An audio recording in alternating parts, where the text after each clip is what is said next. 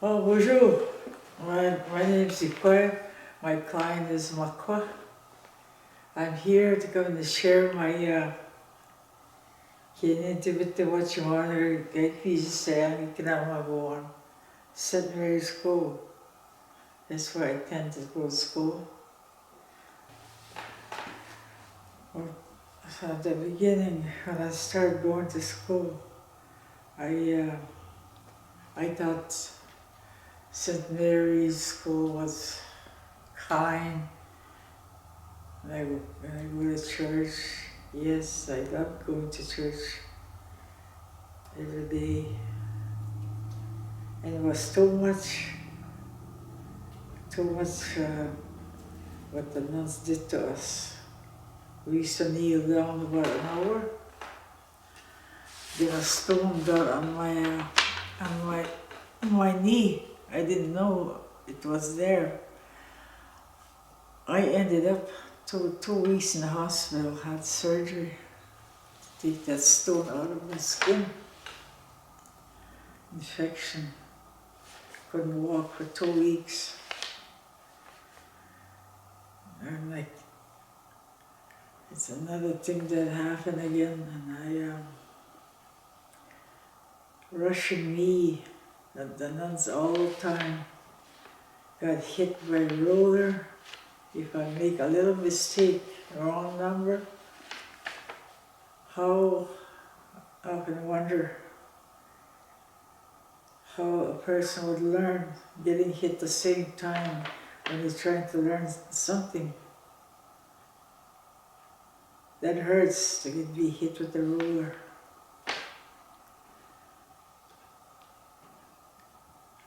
And we couldn't even dress the way we want.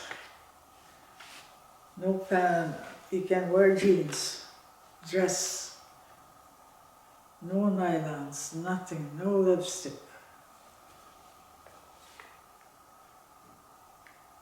And you couldn't even talk to a boy.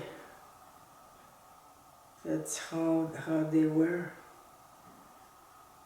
If you walk them a boys and boys side, they ask you, they make you sit down. What did you say to the boy? But that was my brother I was talking to outside there. He wanted some sandwiches. I said, that's what I said. I said, oh, you're lying. But it was true, you know. Then I got slapped for that, slap on the head. But I did that purposely, just to get away from them. But then that he hit me too hard, that I was having a headache, slapped me. And I used to try and fight back the teacher as much as I can. If I see hitting my brother or my sister or some other kids, I didn't like that. We were all scared. Yes. Tipped them over with the desk, pushed them too hard they landed on the floor. This was awful to look at. Every day, it's never a peace of mind that you end up staring at the wall, wondering what's going to happen next, what they're going to do to you next. You have to, as soon as you get to that laundry room, stop. They'll check up on you. I said, where would we get the stuff from? Nothing. Pencils, no, they're all in our classroom. They're all looking at your hair. Go, just like little slaves. That's how we were. And I can just imagine for all the residential school, how they were treated my brother. He says he was locked in for an hour in one room with no water, nothing. Thinking of that, I said, I wish I was there. I didn't know what they were doing to them.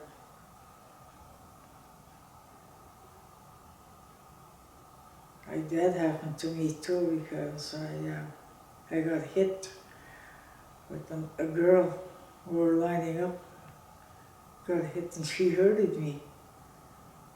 So I tried to hold my temper and I couldn't. I looked at the nun, I ran towards that girl, I started punching her. Same thing. I didn't have no supper. I just went to sleep like that. That was my punishment. We both didn't eat nothing, but they sent us to bed. There was none standing there watching us. It was out when you're hungry. And we went to sleep without no food in our stomachs. Next morning, I didn't want to eat. I was just acting stubborn, I was mad. Again, they put me in Father's office, the principal. I sat there again. If I give you, he says, water, would you drink some? I says, yes. So I drank water. Supper time, they put us in different room. They talked to us. They tried to talk to us. But that nun kept on pushing me on my head with them. And my little friend there got hit. She got slapped. Again, she didn't want to eat. I said, I took a sandwich, that was it, no glass of water. That was a big, something had happened that night. A little riot. Just, can't forget what, it was terrible anyway. Everything was thrown around. They grabbed the nun. They took off the veil, glasses, they broke her glasses. And just hear kids downstairs. 2 days, but they didn't have a school. There was a big riot. I think maybe it made them think for a while there. Because we were hurt inside, crying inside. I didn't want to see them cry, tears out of my eyes. I was just really sore in my heart. Being hit. And she pushed me down one time, one of the nuns. I tried to hurry up and go down. She pushed me and I landed about 4 steps and broke my ankle. And my elbow was all bruised up. And she came running down and she come and tried to hit me with that roller. And somebody was yelling, and none of them upstairs just, enough. I says, what kind of a school is this? We're torturing kids. You never know what happens. Sometimes you could hear kids screaming. And I wish, I used to often wish the parents would come down and see their kids. It wasn't that really happened. Yeah. Today, when I think about it, sometimes I get angry when I think about the things that happen. I try to forget, but it's hard, very hard, to forget how you were treated. Like sometimes when you sleep, sometimes you get that in your dream.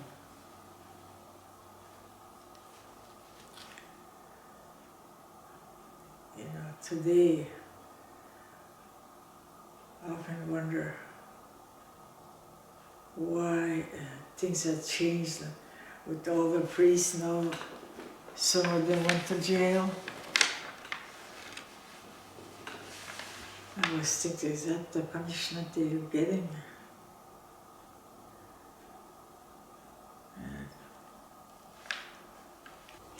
St. Mary's School.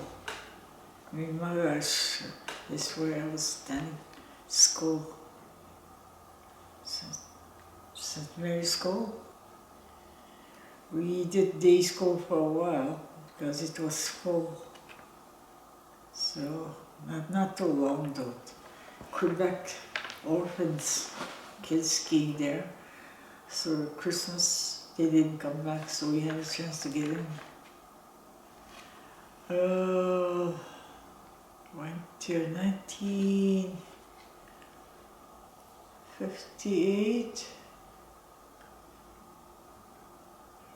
Good 10 years, I guess. Yeah, like every day. Yeah. My brother, my two sisters, my sister Florence, she went to residential school when she was 6. And she stayed that all this time. My sister, she wanted to go, so she went. So I don't know, whoever talked to her, I don't know what they did to her, you know. I never had a chance to ask her. And my sister Margaret went to school, Larry went to school. Paul went to school for a while, but he got beaten up at the residential school. But he hated to go back, and he quit. He only went up to grade 3, to grade 3, because he was just crying, he didn't want to go. I don't know what they did to him, I never did ask him either. You know, just, oh, gee, you know how he was. That's, you know. Oh my God, there's quite a few. Boys' side, there's kindergarten. Some they went to day school. I don't know. I wouldn't know how much kids there were. Quite a few anyway. Yeah, it's culture, by culture way. That's how we were raised up in the culture way. We were taught a lot of things, like not today what kids do. We listen, we still, you know, I never touched a cigarette. I never smoked in my life. But I drank, you know, but I'm not ashamed to admit that, because I thought my parents, yeah, they started drinking late. When I was 16, that's when when they started drinking. But I'm grateful that they raised us up the right way, and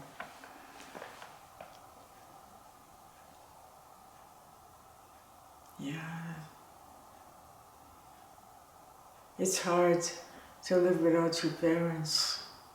When you were in residential school, you miss them, you cry for them. Yeah. It does sometimes, very odd time, yeah. What shouldn't be yet, I try to forget. But sometimes when I see my granddaughter going to school, buses going to school, how lucky they are. Us, we were just like prisoners. That's how I used to feel. My healing journey was to be with my parents. That's how I be with my parents as my healers. I told them what happened to me, and my dad used to say, look up in the sky, ask Creator. You forget your little heart. Things like that in the morning too, you know. And, oh, it's nice to see peanut butter. You know, all this stuff. So he was teaching us to forget about what happened.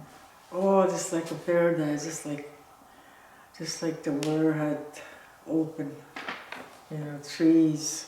You could smell the trees. It was really just like you were calm. Everything that you want to do, you know, eat a deer meat, fish, everything that you wish for. Not the way we roll oats all the time. You know, we weren't eating properly in school. Dry bread, carrots, raw carrots, molasses. You never hardly see no eggs, never.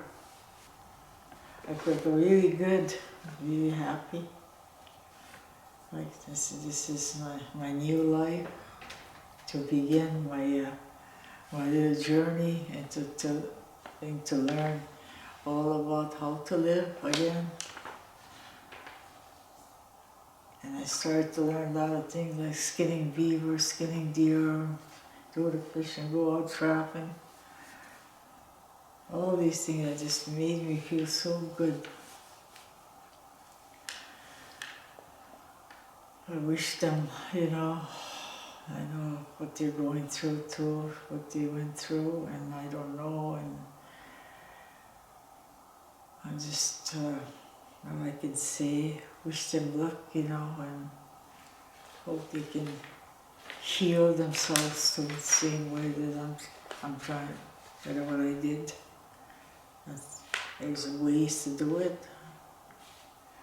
That's how I feel for them, you know. I know it's not easy to talk about real life, what happened to you, and some people don't want to talk about it, some people are still angry. Yeah. But one way or the other, you have to kind of dish it out, you know. You can't keep it in you all the time, because otherwise it's gonna destroy your livelihood, you know, the good life that you want to be. I talked to my doctor used to be Dr. Tori, I told him about that. Because at the end of what happened to me, because I started to get kind of, my nerves were shot. That he treated me, and he asked me why, you're so young, well, how come you're like this? I says, then I told him about my residential school. So then he started sending me to counseling. That's how I came out of how to try to forget. Because he told me that I would have nervous breakdown if I can keep on thinking about this. Apologize. Wouldn't that, I would say, I think it's kind of late to be apologizing. Why did they do something in the first place? When they knew what was happening to residential schools. Talk to the parents, and they didn't do that. They just went right ahead with. Now we're suffering. They pay for that. but, because they're ruining our lives, like the way we're supposed to raise up. They're ruining our lives, destroying our lives. You start not believing things, and sometimes it is hard to think about that. The government, yeah. How poor you are too, and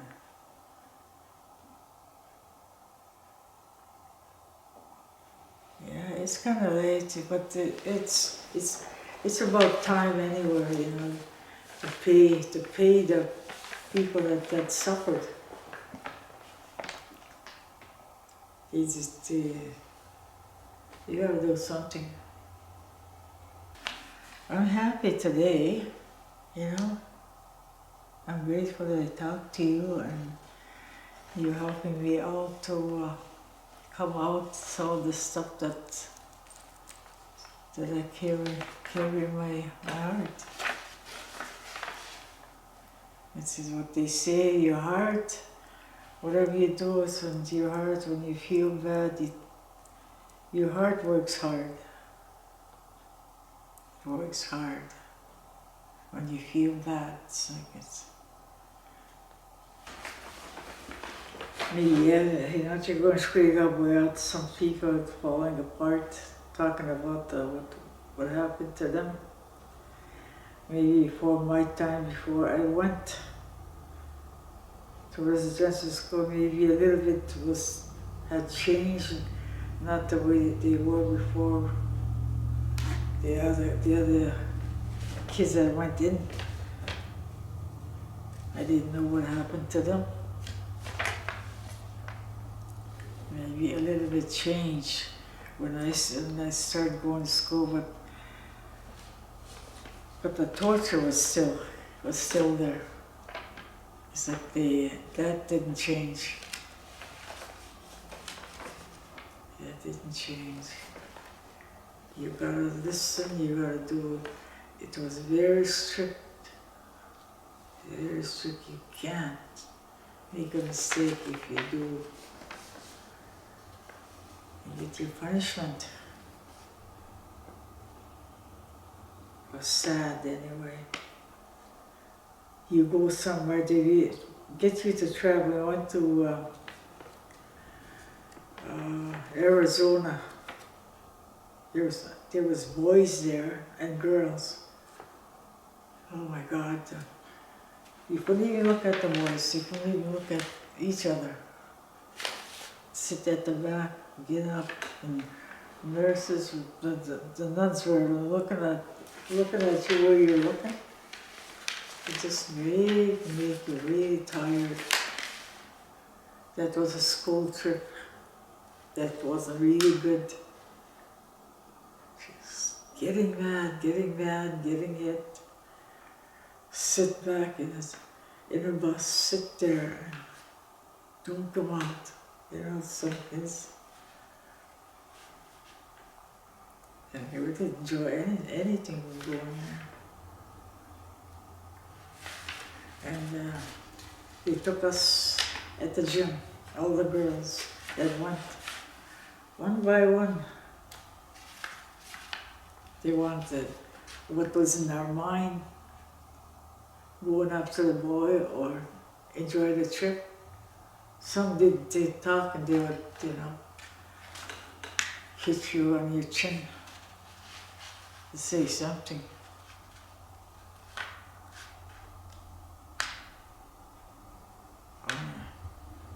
And honest to God, there used to be always one big fight all the time. One gets mad. It was getting there, I guess, waiting to get that straightened out with how they were treated. Sometimes I used to just shaky. I wish, you know, I could help that one with being hit.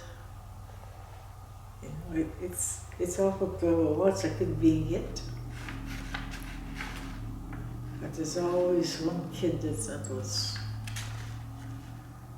they would get up and do something before the nun goes too far with that thing. But he won't tell the priest. He was the principal. He won't listen. You deserve it. That's all you hear. There's nothing but to help you out. Secret ways to try and do something how you feel. I know once I got slapped on my mouth onto the head when my lip was swollen. Oh, then that nun says she fell down. Then all of a sudden, that girl was sitting beside me. No, she hit her, you know. The voice keeper just got up and started yelling at the nun, talking in French. And I had this little shiner. It was awful.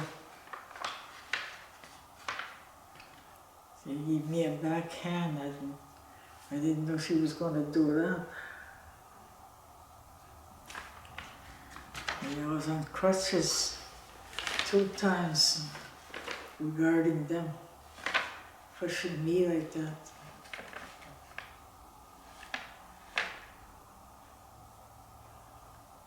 Yeah, that's an horrible feeling. Because when I was sticking at that yesterday, oh, I wish I was big, you know.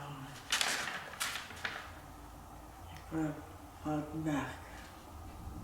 If they kill me, I said, oh, but you know, I got up right away and started doing something so I won't get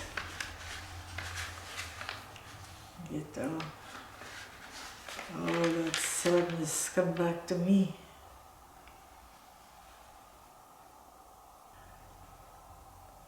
I would, my family and your community, sometimes, you know, I wish our community members to get together, get along, like what they say, get along. It's so hard, but we can't do anything, you know. That's what I'm thinking about sometimes. Look at people walking by. It's always something that when you try, and my family too, and I like to make them happy. This is their home here. This is where they were born. This is where I was born. I wasn't born in Shoal Lake. I know we can see it. My dad was adopted out over there when they lost their parents. They lost their parents at a young age. So that's where my dad, they registered them over there, the people that adopted him. But not us. We never lived in Shoal Lake. My mother was from here, and my grandfather, my uncles, they all lived here. And they lost their lives because of this lake that was flooding. The lake, the water was too high. It looked scary. Just like Jerry. It's like it's gonna come, eh? It did. We used to get flooded. Where I live now, that's where my dad's house used to be long time, with the clay. But one night, that's what sometimes so grateful sometimes that I said we survived. We had a hard time. Yeah, we had a hard time too. Yeah. Oh my God. Well, thank you very much. You know, I can't think about anything else right now because it's, I don't want to hold up too much and